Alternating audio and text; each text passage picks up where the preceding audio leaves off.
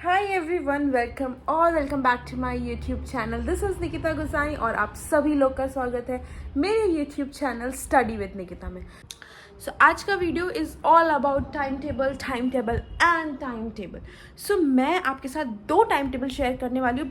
तो जो मैं दोनों टाइम टेबल आपके साथ शेयर करूँगी, ये दोनों मेरे टाइम टेबल है। एक है पिछले साल का जो मैं फॉलो करती थी जब मैं सिर्फ बैंक की तैयारी कर रही थी, nothing else, I was not doing a job. वो तब का टाइम टेबल है दैट, ठीक है, एक वो टाइम टेबल है और वो टाइम टेबल फॉलो करके ही मैंने अपना प्री निकाला है, ठीक है। एंड अब मैं जॉब भी कर रही हूँ साथ साथ में, तो अब का टाइम टेबल है। So there are two different time tables. एक उनके लिए है जो सिर्फ बैंक एग्जाम की तैयारी कर रहे हैं, तो वो वाला फॉलो कर सकते हैं, और एक टाइम टेबल उनके लिए है जो साथ साथ में जॉब भी कर रहे हैं। तो there are two time tables for same thing, ठीक है। तो without any delay let's get into the video. Okay guys, so हम पहले आ जाते हैं उस टाइम टेबल पे जो मैं पहले जो मैंने प्रीवियस ईयर में यूज़ किया है when I was not doing any job. तो तब मैं ये वाला टाइम टेबल फॉलो करती थी बिकॉज तब मेरे पास ज़्यादा टाइम था पढ़ाई करने के लिए। सो अब अगर आप लोग भी अभी बैंक एग्ज़ाम की तैयारी कर रहे हो और उसके साथ आप कोई भी जॉब नहीं कर रहे हो, तो आप ये टाइम टेबल फॉलो कर सकते हैं, जहाँ पर कि है आपको 7 to 8 आवर्स ऑफ स्टडी होने वाली है। आपको 7 से 8 घंटे पढ़ाई करनी ही करनी है, तभी आप इसे क्वालिफाई कर सकते हो, ठीक है। तो सबसे पहले मैं this is my time table sorry guys, तो this is my time table, ठीक है, जो मैं करा करती थी बिकॉज मेरा कॉन्स वीक है। आप देख सकते हो, मैंने आपको प्रीवियस वीडियोस में, काफ़ी वीडियोस में मैंने बता रखा है कि मेरा कॉन्स वीक था, तो मैं कॉन्स को सबसे ज़्यादा टाइम दिया करती थी। आप इसे अपने हिसाब से कर सकते हो। सपोज़ किसी का एलआर कम होगा तो वो उसको 2 घंटे दे, किसी की इंग्लिश कम होगी तो वो उसको 2 घंटे दे। कोई भी सब्जेक्ट जिसमें आपको लगता है कि आप थोड़े से कम हो as compare to other 2 subjects, तो आप उसको 2 घंटे दे सकते हो, ठीक है। देन 1 घंटा इंग्लिश और 1 घंटा रीजनिंग, ये डेली का होना चाहिए गाइस। ऐसा नहीं कि आप एक दिन कॉन्ट्स पढ़ रहे हैं, एक दिन इंग्लिश, एक दिन रीजनिंग, नहीं। आप डेली तीनों सब्जेक्ट्स पढ़ो, but according to your preference, like not preference, according to what is like which subject is more hard for you, और आप कौन से सब्जेक्ट में वीक हो। तो जिस सब्जेक्ट में आप वीक हो उसको थोड़ा ज़्यादा पढ़ने की कोशिश करो एज़ कम्पेयर टू अदर 2। तो सबसे पहले 4 घंटे तो हमारे इसी में निकल जाने चाहिए हैं। 2 घंटे अब मैं 2 घंटे क्वांट्स करती थी बिकॉज क्वांट्स मेरा वीक था, तो मैं 2 घंटे क्वांट्स करती थी and then 1 hour for other 2 subjects, ठीक है, 1 and 1 hour for other 2 subjects. ये हमारे 4 घंटे हो गए। उसके बाद आ जाते हैं मॉक टेस्ट पे, बिकॉज अब लास्ट के 4 महीने रह गए हैं, तो आई एम होपिंग कि आपका सिलेबस पूरा कंप्लीट हो गया हो। अब अगर जब सिलेबस कंप्लीट हो जाता है ना, तो फिर उसके बाद आपको मॉक टेस्ट देना ही देना पड़ता है, ठीक है। आपको फिर सारा प्रैक्टिस आप मॉक टेस्ट के थ्रू करते हो, तब आपको मॉक टेस्ट देने, ठीक है। 1 घंटे का कोई भी मॉक टेस्ट दे दो, प्लस मॉक टेस्ट देने के बाद आपको उसको एनालाइज भी करना है, ठीक है। ये अगर कभी हुआ तो मैं कभी दूसरी वीडियो बनाऊंगी जिसमें मैं बताऊंगी how to analyse your mock test, अपने मॉक टेस्ट को कैसे एनालाइज करें। बिकॉज मॉक टेस्ट आपने दे दिया, आपको अगर उसमें 60 स्कोर कर रहे हो और 70 स्कोर कर रहे हो और जो बाकी 50 स्कोर कर रहे हो, पर जो बाकी आपने गलत किया आप उसको ऐसे छोड़ दो, आप ऐसे एनालाइज नहीं करोगे कि आपकी गलती कहाँ पर हो रही है, तो फिर कोई फ़ायदा नहीं है मॉक टेस्ट देने का। तो मॉक टेस्ट देने का फ़ायदा कब है, जब आप उसका एनालिसिस भी करो। तो आपको 1 घंटा आपको मॉक टेस्ट देना है और बाकी का 1 घंटा आपको पूरा मॉक टेस्ट एनालाइज करना है कि आपने गलती कहाँ पर करी, क्यों करी, क्या मिस्टेक था, क्या सिली मिस्टेक था या क्या, और जो क्वेश्चन आपको नहीं आ रहे थे वो क्यों नहीं आ रहे थे। तो ये सब आपको उस 1 घंटे के एनालिसिस में करना है, ठीक है। अब रही बात, ये हो जाते हैं हमारे 6 आवर्स, हो गए 6 आवर्स।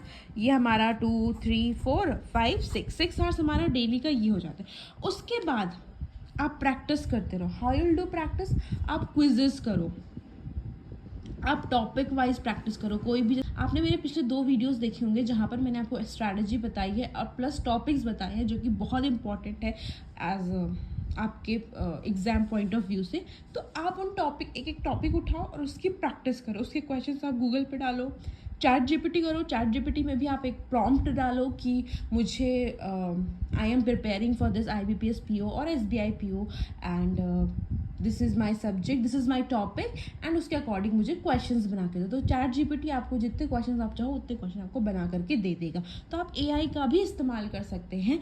तो आप अपना टॉपिक वाइज प्रैक्टिस करो, आप सेक्शनल प्रैक्टिस करो, आप क्विजेस करो, ये आपका प्रैक्टिस होना चाहिए, ठीक है। ये कम से कम आपको 1 घंटा, चलो आप इसमें 2 घंटा तो आप इसमें 1 to 2 आवर आप प्रैक्टिस में ही निकालो, ठीक है। समझ गए मैं क्या बोलना चाह रही हूँ? 1 से 2 घंटे आप प्रैक्टिस में निकालो।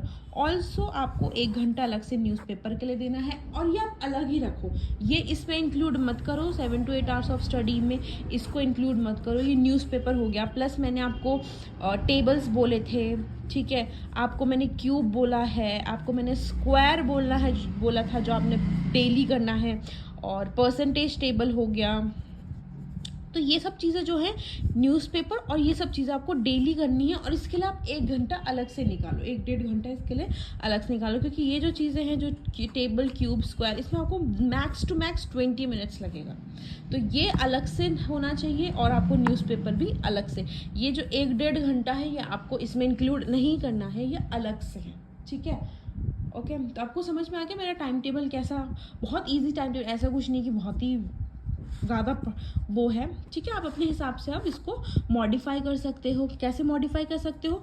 जो आपका वीक सब्जेक्ट है आप उसको प्रायोरिटी दो। मेरा कॉन्ट्स था तो मैं कॉन्ट्स को प्रायोरिटी दिया करती थी, ठीक है। तो ये मेरा टाइम टेबल हुआ करता था प्रीवियस ईयर, पिछले साल, जब मैं सिर्फ बैंक एग्ज़ाम की तैयारी कर रही थी और कुछ नहीं कर रही थी। तो ये टाइम टेबल मेरा उस समय था, and I cleared my pre.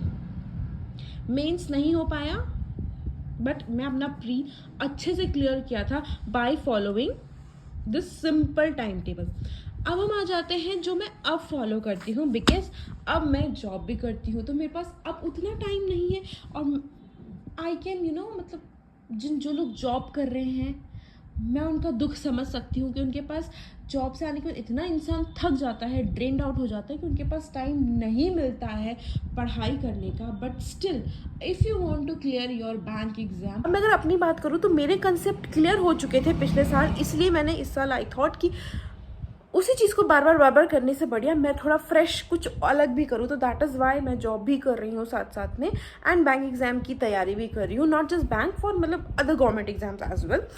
तो पिछले साल मेरा कंसेप्ट पूरा क्लियर हो गया, तो इसलिए मैं अब ये अफोर्ड कर सकती हूँ कि मैं जॉब के साथ साथ एग्ज़ाम की तैयारी करूँ, ठीक है। सो मेरा कंसेप्ट क्लियर है। तो अब मैं आपको बताऊंगी कि अब मैं कैसा टाइम टेबल फॉलो करती हूँ, जो कि मुझे लगता है कि आप लोग भी फॉलो कर सकते हो। अगर मैं कर सकती हूँ गाइस, तो आप लोग भी कर सकते हो, अगर आपको अपना एग्ज़ाम क्लियर करना है और आप साथ साथ में जॉब कर रहे हो तो। तब आपको क्या करना है, 4 से 5 घंटे आपको पढ़ना ही पढ़ना है। अगर आप 5 घंटे नहीं भी पढ़ रहे तो आप 4 घंटे पढ़ सकते हो, दैट इज़ इट। आपको क्या करना है, सबसे पहले आपको 1 आवर का मॉक टेस्ट देना है। मॉक टेस्ट देना बहुत ज़रूरी है, क्योंकि उससे क्या होता है, आपके प्रैक्टिस होती रहती है, आपको क्वेश्चंस पता चलते रहते हैं। तो आपकी प्रैक्टिस होती रहेगी, तो आपको मॉक टेस्ट देना ज़रूरी है, और उस मॉक टेस्ट के बाद उसको एनालाइज करना भी उतना ही ज़रूरी है, क्योंकि जहाँ आप गलती कर रहे हो आपको पता होना चाहिए कि आप क्या गलती कर रहे हो, ठीक है। देन न्यूज़पेपर भी आपको डेली का पढ़ना है आधा घंटा। मैं बताऊँ कि मैं न्यूज़पेपर कैसे पढ़ती हूँ, तो देखो मेरा होता है, मेरा हाइब्रिड है। जो मैं जहाँ मैं काम कर रही हूँ, मैं हाइब्रिड मोड पे हूँ। लाइक मुझे 2 दिन ऑफिस जाती हूँ, बाकी मैं घर से काम करती हूँ।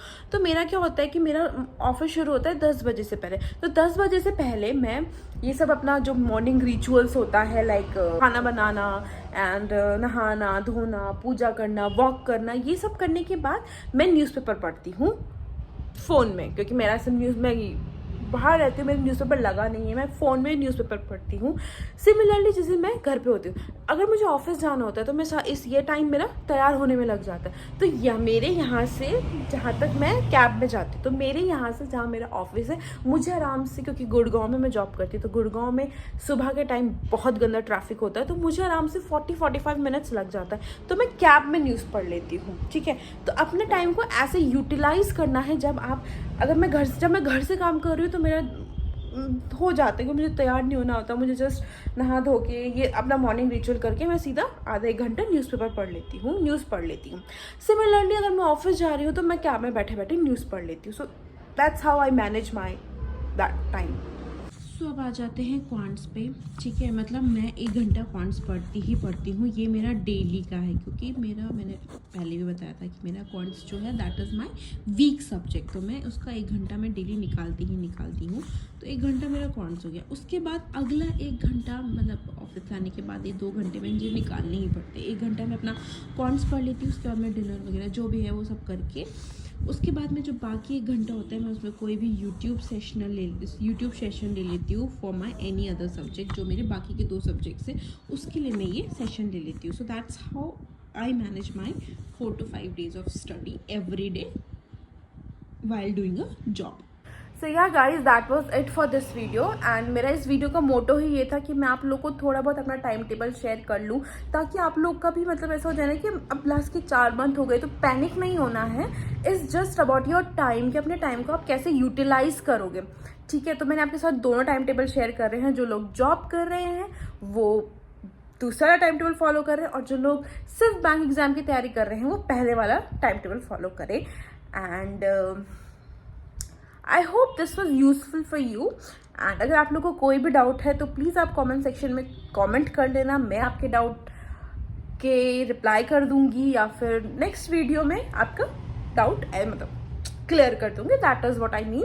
एंड या that is it for this video. And thank you for watching. And please पढ़ाई करो। All the best.